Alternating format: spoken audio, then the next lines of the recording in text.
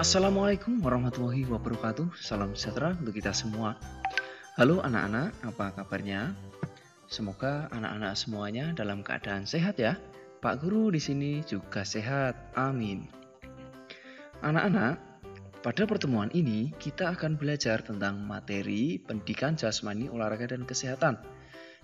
Dan khusus pada pertemuan ini kita akan melanjutkan materi yaitu pencak silat untuk gerak dasar non-lokomotor. Nah, anak-anak, di pertemuan sebelumnya anak-anak telah belajar tentang berbagai gerak dasar lokomotor. Nah, pada kesempatan ini kita akan melanjutkan yaitu untuk gerak dasar non-lokomotornya. Apa saja itu gerakannya? Anak-anak, kita jangan lupa ya untuk berdoa untuk memulai materi yang akan kita pelajari. Mari kita berdoa. Berdoa mulai. Selesai. Baik anak-anak, tentang gerak dasar non-lokomotor pada pencak silat ini, anak-anak juga perlu mengetahui apa saja tujuan belajarnya. Yang pertama, anak-anak diharapkan setelah mengamati video ini mampu menjelaskan gerak dasar non-lokomotor dalam pencak silat dengan benar. Yang kedua, anak-anak bisa mempraktikkan gerak dasar non-lokomotor dalam pencak silat dengan benar. Bagaimana anak-anak setelah menyimak tujuan belajar ini? Tentu anak-anak memiliki bayangan atau sebuah target yang akan dituju ketika anak-anak belajar. Baik anak-anak, kita mulai ya untuk mempelajari gerak non-lokomotor pada pencak silat ya. Nah, yang pertama adalah gerak non-lokomotor pada sikap kuda-kuda. Nah, seperti apa gerakannya? Yang pertama yaitu gerakan kuda-kuda depan. Nah, caranya bagaimana? Posisi salah satu kaki berada di depan, kemudian kaki lainnya berada di belakang. Berat badan ditopang kaki depan. Kemudian posisi kedua telapak kaki membentuk sudut kurang lebih 30 derajat. Lalu kuda-kuda depan ini ada kuda-kuda depan lurus dan kuda-kuda depan serong. Nah, kalau lurus seperti ini, kalau serong berarti tinggal diarahkan serong seperti pada pembelajaran yang pernah anak-anak pelajari terkait dengan arah pada pencak silat di materi sebelum ini. Bisa anak-anak lihat di sini ya. Baik anak-anak, selanjutnya setelah kuda-kuda depan ada kuda-kuda belakang. Nah, caranya bagaimana? Anak-anak bisa lihat ini adalah tampak dari depan. Kalau nampak dari samping seperti ini. Caranya anak-anak yaitu posisi salah satu kaki di depan sedangkan kaki lainnya di belakang. Berat badan ditopang oleh kaki belakang ya. Lalu posisi telapak kaki depan lurus, posisi telapak kaki belakang membentuk sudut kurang lebih 60 derajat. Anak-anak bisa lihat kakinya di sini ya. Baik, itu untuk kuda-kuda belakang. Selanjutnya adalah untuk kuda-kuda tengah. Nah, sekarang kuda-kuda tengah ini boleh dikatakan merupakan sebuah pertengahan antara kuda-kuda depan dan kuda-kuda belakang. Anak-anak bisa lihat di sini ya. Anak-anak bisa amati kakinya ya. Kedua kaki membentuk sudut kurang lebih 30 derajat ya. Dan berat badan berada di tengah. Nah, lalu posisinya bisa divariasi ya, seperti ini. Nah, tetap berat badan berada di tengah ya. Nah, kemudian bisa begini lagi. Nah, meskipun salah satu kaki diangkat, berat badan tetap diusahakan pada di tengah. Nah, seperti ini juga bisa. Dengan catatan berat badan ada di tengah. Bagus sekali. Selanjutnya adalah untuk kuda-kuda samping. Nah, kuda-kuda samping ini bisa anak-anak lihat dengan jelas di sini ya, yaitu salah satu kaki lurus, kaki kiri contohnya, kemudian satu kaki lainnya, kaki kanan ditekuk. dan kedua tangan mengepal bersiap ya, karena anak-anak melakukan sikap kuda-kuda. Dan dalam hal ini adalah kuda-kuda samping. Bagaimana anak-anak tentang kuda-kuda bisa dimengerti ya? Baik, jika bisa dimengerti, selanjutnya Pak Guru lanjutkan untuk gerak non-lokomotor sikap pasang. Nah, pada sikap pasang ini ada sikap pasang terbuka. Nah, untuk sikap pasang terbuka ini posisi salah satu kaki pada sikap pasang terbuka ya. Nah, anak-anak bisa lihat pada contoh di sini, posisi tangan dan lengan tidak melindungi tubuh ya, jadi terbuka. Kemudian kedua tangan dibuka lebar, arena tubuh yang lemah akan terbuka. Begitu untuk sikap pasang terbuka. Nah, selanjutnya adalah sikap pasang tertutup. Nah, caranya bagaimana anak-anak sikap pasang tertutup ini? Anak-anak perlu memperhatikan bahwa pada sikap pasang tertutup ini, posisi tangan dan lengan melindungi tubuh. Bisa anak-anak lihat di sini? Ya, kedua tangan melindungi tubuhnya. Lalu tangan ditempatkan pada area tubuh yang lemah, ya, di dada sini ya, depan dada. Kemudian tubuh agak dibungkukkan ke depan dan lutut juga jangan lupa agak sedikit ditekuk. Begitu anak-anak untuk sikap pasang tertutup. Selanjutnya ada gerak non-lokomotor pada sikap tegak. Nah, pada sikap tegak ini ya, anak-anak bisa melihat di sini ya. Contohnya pertama anak-anak siap ya, posisi 1, sikap tegak pertama ya. Bersiap seperti biasa di sini, kedua tangan diluruskan, kaki rapat seperti anak-anak pada posisi siap gerak gitu. Nah, kemudian posisi tegak 2, kedua tangan mengepal ya. Kemudian siku ditekuk sehingga berada di samping pinggang. Pandangan tetap di depan. Kemudian sikap tegak yang ketiga, kedua tangan disiapkan di depan dada seperti ini ya. Kemudian yang terakhir, kedua tangan disilangkan untuk sikap tegak ini.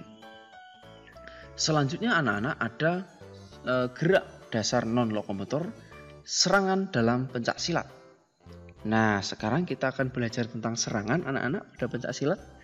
Anak-anak bisa pelajari di sini yang pertama, yaitu untuk pukulan.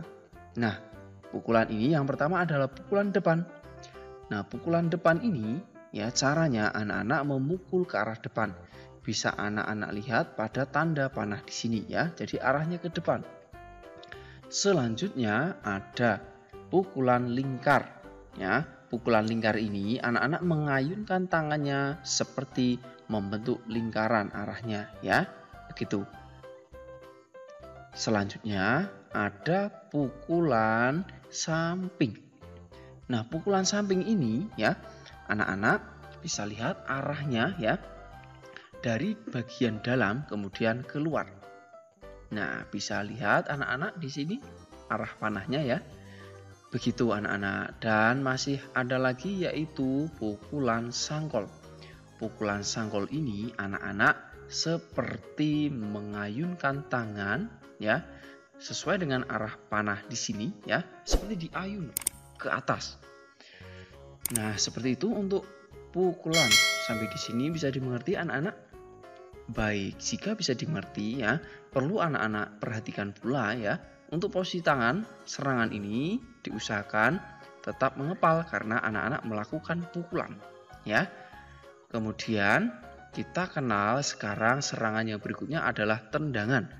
Nah, tendangan lurus yang pertama ini ya, caranya anak-anak diawali dengan sikap pasang mengangkat lutut setinggi sasaran. Anak-anak bisa lihat pada contoh di sini ya, angkat lutut setinggi sasaran.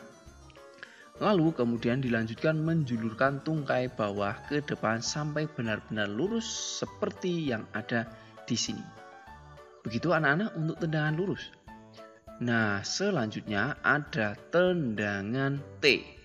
Tendangan T ini dimulai dengan mengangkat lutut setinggi sasaran. Lalu pinggul diputar ke samping dalam. Kemudian gerakan tersebut diikuti gerakan telapak kaki berputar searah tendangan itu ya.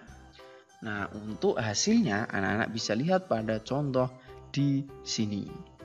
Begitu anak-anak untuk berbagai serangan, baik pukulan ataupun tendangan. Selanjutnya anak-anak ada gerak dasar non-lokomotor belaan sekarang dalam pencak silat. Nah, untuk yang belaan pertama ini ada elakan. Nah, elakan ini ada beberapa jenis, yaitu elakan hadap, ya. Anak-anak bisa melihat contoh di sini ya, elakan hadap. Jadi mengelak atau melakukan belaan dengan mengelak sambil menghadap lawannya. Lalu ada elakan samping. Nah, elakan samping ini anak-anak mengelak atau membela dengan menekuk kaki salah satunya. Bisa anak-anak lihat seperti contoh di sini ya. Nah, berat badan berada di samping seperti anak-anak menghindar, kurang lebih seperti itu. Nah, lalu anak-anak setelah elakan terkait belaan tadi juga ada tangkisan. Nah, tangkisan ini ada tangkisan dalam. Nah, jadi anak-anak bisa melihat di sini kedua tangan ini berada di dalam ya, karena menangkis ke dalam. Begitu. Nah, lalu setelah tangkisan dalam ada tangkisan luar. Jadi tangkisan luar ini tangan diayun atau diarahkan ke luar dan hasilnya bisa anak-anak lihat pada contoh di sini. Kemudian ada tangkisan atas.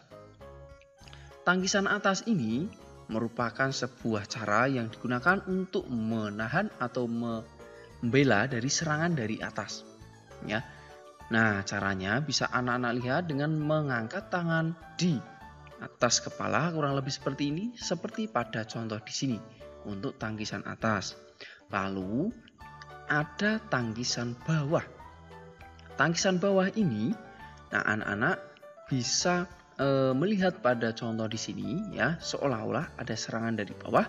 Kemudian anak-anak mencoba menghindar dengan menitik beratkan ke bagian tubuh samping pada contoh di sini. Nah, begitu anak-anak untuk pembelajaran kita hari ini. Semoga bermanfaat. Jika ada kesulitan, bisa ditanyakan pada Pak Guru. Nah, sekarang Pak Guru akan berikan tugas pada anak-anak sekalian. Tapi sebelum itu, Pak Guru ingatkan pada anak-anak agar tetap terus belajar bersama Pak Guru di EPJOK ini. Yang nantinya akan Pak Guru terus berikan materi yang sangat membantu anak-anak dalam mempelajari materi PJOK. Caranya anak-anak bisa mengklik tombol subscribe dan memencet tombol loncengnya agar nanti anak-anak mendapatkan pemberitahuan secara otomatis dari Pak Guru ketika ada materi yang terbaru. Nah, tugasnya anak-anak yang pertama coba jelaskan gerak dasar non-lokomotor dalam pencak silat. Gerakannya apa saja? Nah, tentu seperti yang telah anak-anak pelajari hari ini. Lalu, setelah anak-anak bisa menjelaskan, anak-anak mencoba melakukan gerak dasar tersebut ya. Dan gerakan ini bisa anak-anak lakukan, kemudian didokumentasikan di foto atau video, lalu dilaporkan pada Pak Guru. Begitu anak-anak, dan jangan lupa kalau ada kesulitan bisa tanyakan di kolom komentar dengan menyebutkan nama dan sekolah, agar nanti Pak Guru bisa mengecek ya anak-anak sudah belajar bersama Pak Guru di sini. Demikian pembelajaran kita hari ini. Sampai jumpa anak-anak di pembelajaran selanjutnya. Mari kita akhiri dengan berdoa. Berdoa mulai. Selesai. Sampai jumpa anak-anak, tetap semangat dan Pak Guru ingatkan agar senantiasa mematuhi protokol kesehatan ya, agar anak-anak tetap terjaga kesehatannya dan keluarga di rumah serta orang di sekitar. Sekian dulu, sampai jumpa anak-anak. Assalamualaikum warahmatullahi wabarakatuh. Salam sehat, salam semangat, salam PJOK.